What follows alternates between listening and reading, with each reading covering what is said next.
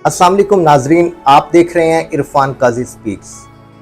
आज के व्लॉग में हम सियासत, मैशियत और मुस्तकबिल को एक अहम तरीन तनाज़ुर में जोड़कर देखेंगे। आप जानते हैं हाल ही में मारूफ सहाफ़ी सुहेल वड़ैच की पाकिस्तान के आर्मी चीफ और फील्ड मार्शल आसिम मुनीर के साथ बेल्जियम के शहर ब्रसल्स में मुलाकात हुई है। वहाँ दो टॉपिक निहायत अहम थे जिन पे गुफ्तगू हुई उनकी, इमरान खान के साथ मुफाहमत और रेकोडिक और पाकिस्तान का मुस्तकबिल। तो इन टॉपिक पे हम डिटेल में बात करते हैं। हमारे साथ रहिएगा और आपसे गुजारिश है यूट्यूब चैनल को सब्सक्राइब कर लें ताकि आपको हमारी हर आने वाली वीडियो टाइम पे मिल सके। दोस्तों, आप जानते हैं सुहेल वड़ैच पाकिस्तान के एक मशहूर और मारूफ सहाफ़ी हैं। वो बताते हैं कि मैं काफ़ी दिनों से पाकिस्तान के army chief field marshal Asim Munir से मुलाकात करने का ख्वाहिशमंद था और मैंने काफ़ी दफ़ा मोहसिन नकवी साहब से रिक्वेस्ट की कि मेरी आसिम मुनीर साहब से मुलाकात करवाएं और मेरा उन तक पैगाम भेजें कि मैं आपसे मिलना चाहता हूं। आखिरकार ब्रसल्स में आर्मी चीफ के साथ सुहेल वड़ैच मुलाकात करने में कामयाब हुए और वहां वो बताते हैं कि मैंने काफ़ी सारी बातें की और ये भी मैंने बात की कि खबरें हैं कि क्या सदर को चेंज किया जा रहा है और क्या आप मौजूदा हुकूमत के साथ इस्टेब्लिशमेंट खुश नहीं है, क्या उसकी भी तब्दीली की बात हो रही है। तो army chief field marshal Asim Munir ने इन खबरों को कैटेगोरिकली रिजेक्ट किया और बताया कि ऐसी इस इदारे के अंदर कोई सोच नहीं है कि इस हुकूमत को चेंज किया जाए या सदर को चेंज किया जाए। साथ साथ वो ये भी बताते हैं कि मैंने जब बात की कि इमरान खान काफ़ी अरसे से जेल में है, क्या उनके साथ कोई मुफाहमत का दरवाज़ा खुल सकता है, तो फील्ड मार्शल आसिम मुनीर साहब बताते हैं कि अगर सच्चे दिल से माफ़ी मांग ली जाए तो फिर शायद मुफाहमत का रास्ता खुल सकता है। लेकिन दोस्तों, आप जानते हैं कि पीटीआई के चेयरमैन इमरान खान तो किसी सूरत माफ़ी मांगने के लिए तैयार नहीं है और 9 मई के जो वाकयात हैं उस पर फौज भी काफ़ी गुस्से में है और वो बताते हैं कि हमारी मिलिट्री की तनसीबात, एयर बेसिस, फौजी कैंट और शहदा के स्टैच्यूज को गिराया गया, बेहुरमती की गई और एक इदारे के साथ मुनज़्ज़म साजिश करके अवाम से लड़ाने और उनके दरमियान नफरत फैलाने की कोशिश की गई। लिहाजा जब तक उस गलती का अजाला माफ़ी मांगकर नहीं किया जाता तब तक उनके साथ आगे कैसे बढ़ा जा सकता है। तो दूसरी तरफ तहरीक इंसाफ का यह क्लेम है कि हमारे लीडर इमरान खान को गवर्नमेंट से हटाया गया, उनकी हुकूमत ख़त्म की गई और हमारे ऊपर सख्तियां शुरू की गई और हमारे कैंडिडेट्स को 2024 के इंतखाबात में इलेक्शन लड़ने के लिए निशान तक छीन लिया गया। उनको पार्टी के टिकट पर खड़े होने और इलेक्शन लड़ने से भी रोक दिया गया। तो जो हमारे ऊपर सख्तियां इस्टेब्लिशमेंट की तरफ से आई हैं, हम भी उनको किसी सूरत भूलने वाले नहीं हैं। लेकिन दोस्तों, पीटीआई का क्लेम है कि हमारी हुकूमत इस्टेब्लिशमेंट ने खत्म की। अगर हम 78 साल तारीख को नजर दौड़ाते हैं तो काफी सारी उतार चढ़ाव आते हैं, किस किस की हुकूमत बनाई गई, किस किस की हुकूमत को खत्म किया गया। तो ये एक लंबी तारीख है।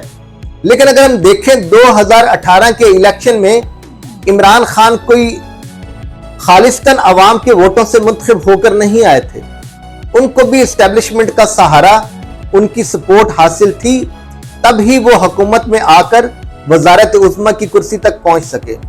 लेकिन जब उनके खिलाफ पार्लियामेंट में तहरीक अदम एतमाद पेश की गई तो वो अपने डिप्टी स्पीकर के थ्रू उस तहरीक को फर्दर प्रोसीड करवाने के ही खिलाफ थे, जबकि आइन कहता है कि जब एक इलेक्टेड वजीर आजम के खिलाफ हाउस में तहरीक अदम एतमाद पेश की जाए तो स्पीकर कौमी असम्बली का एजेंडे के तहत उस तहरीक को शुरू करने और मेंबरान से उनकी राय जानने का आईनी, कानूनी और इखलाकी हक बनता है।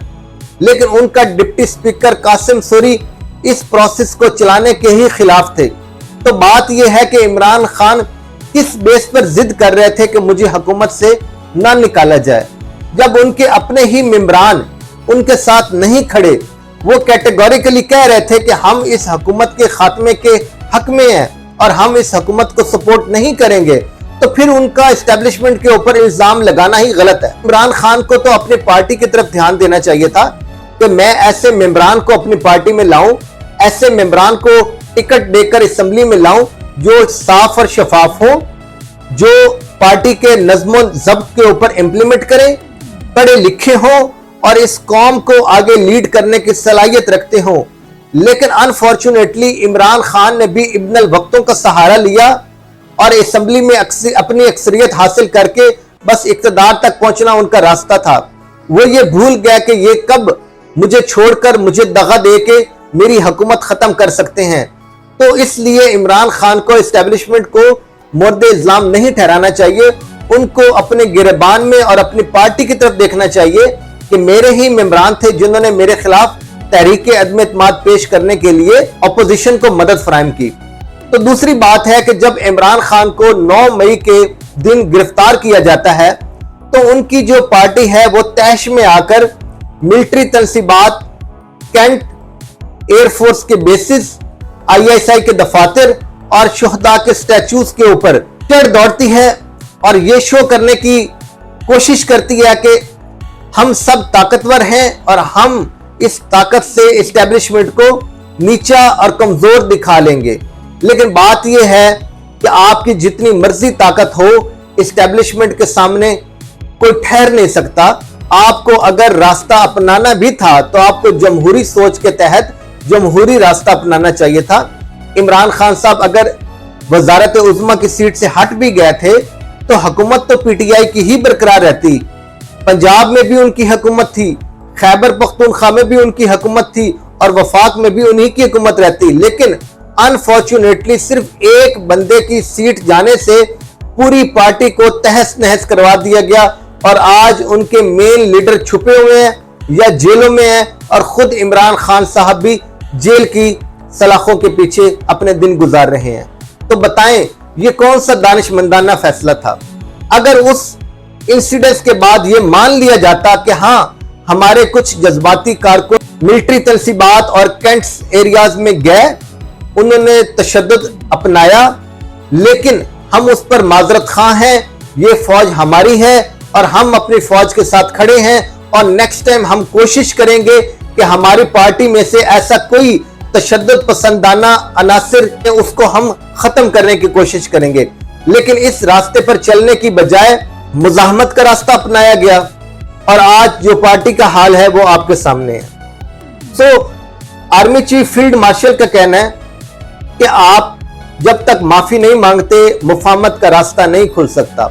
यहां मेरा आप लोगों से भी सवाल है, आप क्या समझते हैं कि 9 मई वाले दिन जो PTI और उनके कारकुन और बहसियत जमात ने जो रोल अदा किया, क्या आप उसके साथ हैं?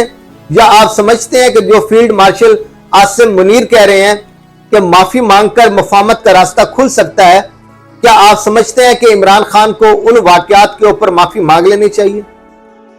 दूसरी बात, सोहेल वड़ाइच साहब बात करते हैं कि फील्ड मार्शल आसिम मुनीर साहब कहते हैं कि रेकोडेक मंसूबा जो है जिसमें बलोचिस्तान में वसी सोने और तांबे के जखायर हैं, इंशाल्लाह आइंदा साल से पाकिस्तान को हर साल $2 अरब का मुनाफा आना शुरू हो जाएगा और ये हर साल इंक्रीज होता जाएगा।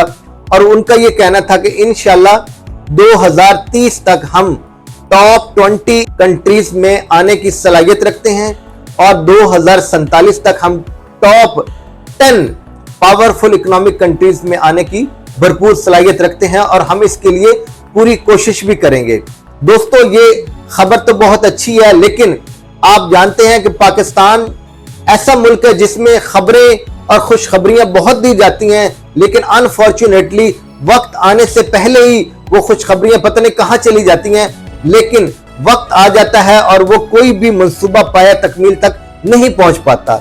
हम दुआ करते हैं कि ये रेकोडेक मंसूबा पाकिस्तान के लिए बेहतरी लाए, पाकिस्तान के लिए मुआशी तौर पे इस्तेहकाम लाए और पाकिस्तान की आम आवाम का जो लिविंग स्टैंडर्ड है उसको इंप्रूव करने और पाकिस्तान की तरक्की के लिए ये कारआमद साबित हो। तो दोस्तों, आप क्या कहते हैं कि फील्ड मार्शल आसिम मुनीर का कहना है कि इमरान खान जब तक सच्चे दिल से माफी नहीं मांगते तब तक उनके साथ मुफाहमत का रास्ता नहीं खुल सकता। आप क्या समझते हैं कि इमरान खान और पीटीआई को 9 मई के वाकयात के ऊपर माफी मांग लेनी चाहिए? और आप क्या समझते हैं कि रेकोडेक मंसूबे से पाकिस्तान मुआशी तौर पे दुनिया के टॉप 10 या 15 ममालिक में आ सकता है, जो जैसा कि फील्ड मार्शल आसिम मुनीर साहब फरमा रहे हैं? आप अपनी राय का इजहार कीजिएगा। आपसे इंशाल्लाह अगली वीडियो में मुलाकात होती है। तब तक अपना ख्याल रखें। अल्लाह हाफिज।